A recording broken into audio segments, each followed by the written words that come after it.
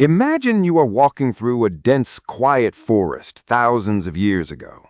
The air is cold and the shadows are deep.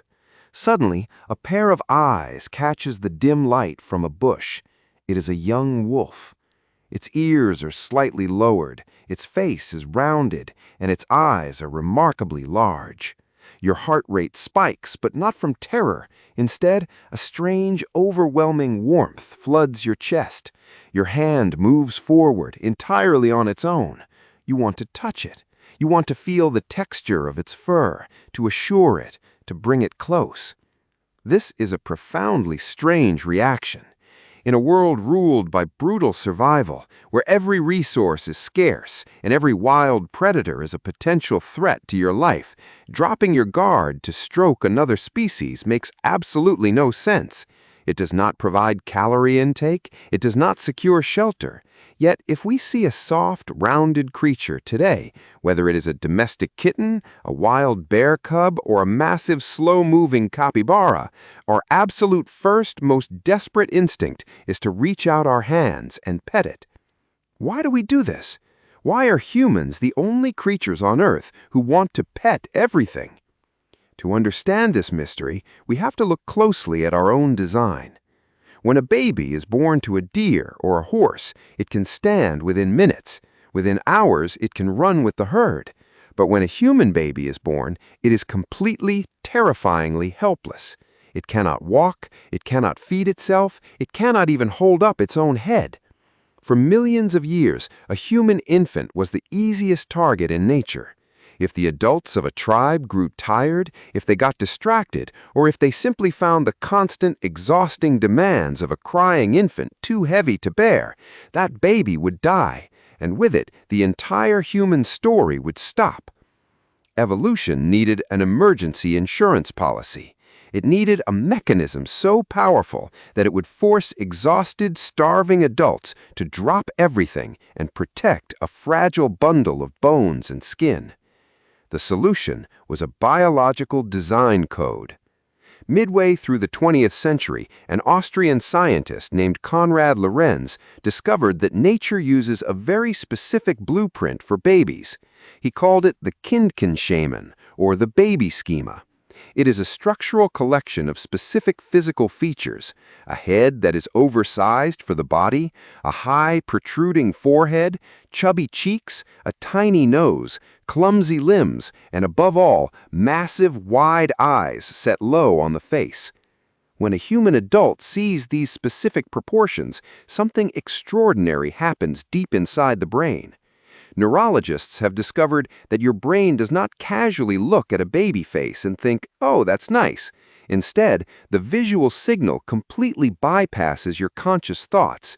Within 1/7 of a second, faster than a single blink of an eye, the cells in your right amygdala and your orbitofrontal cortex light up like a flare.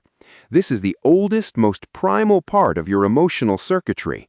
Long before you can even form the words to say something is cute, your brain has already made a massive chemical executive decision.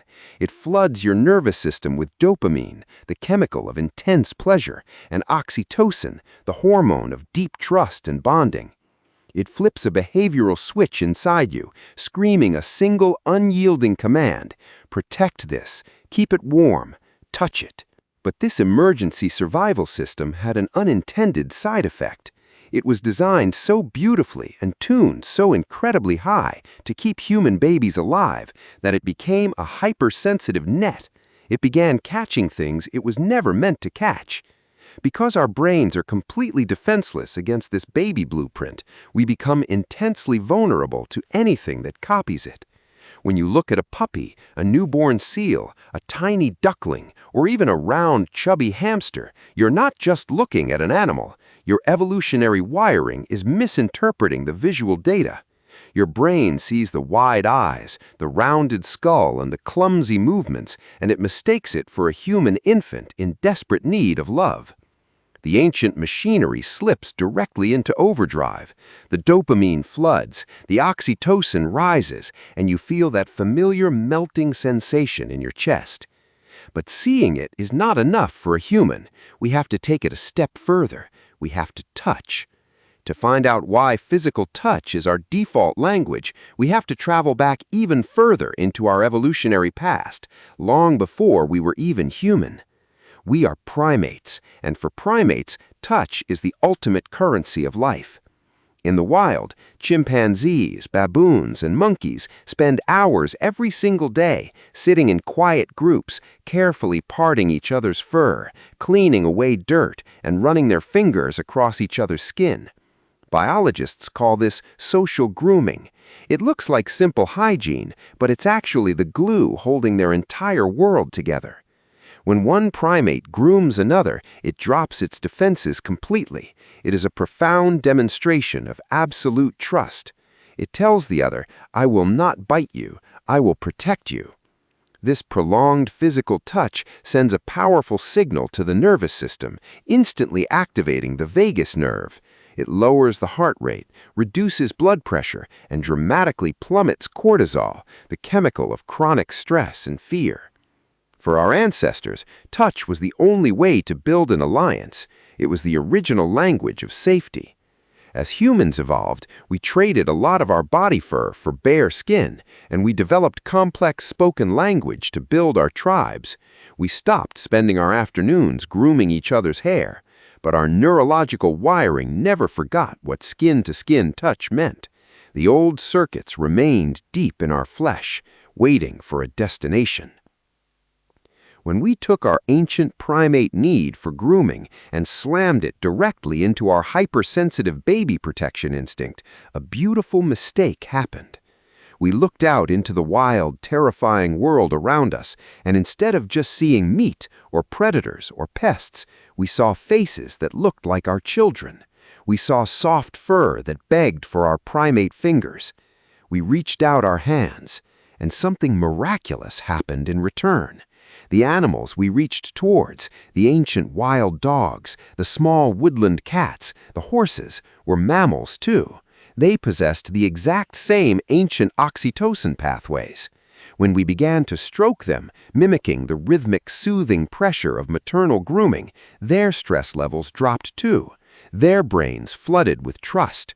A silent, evolutionary bridge was built to cross the species barrier, paved entirely by the motion of a human hand moving through fur.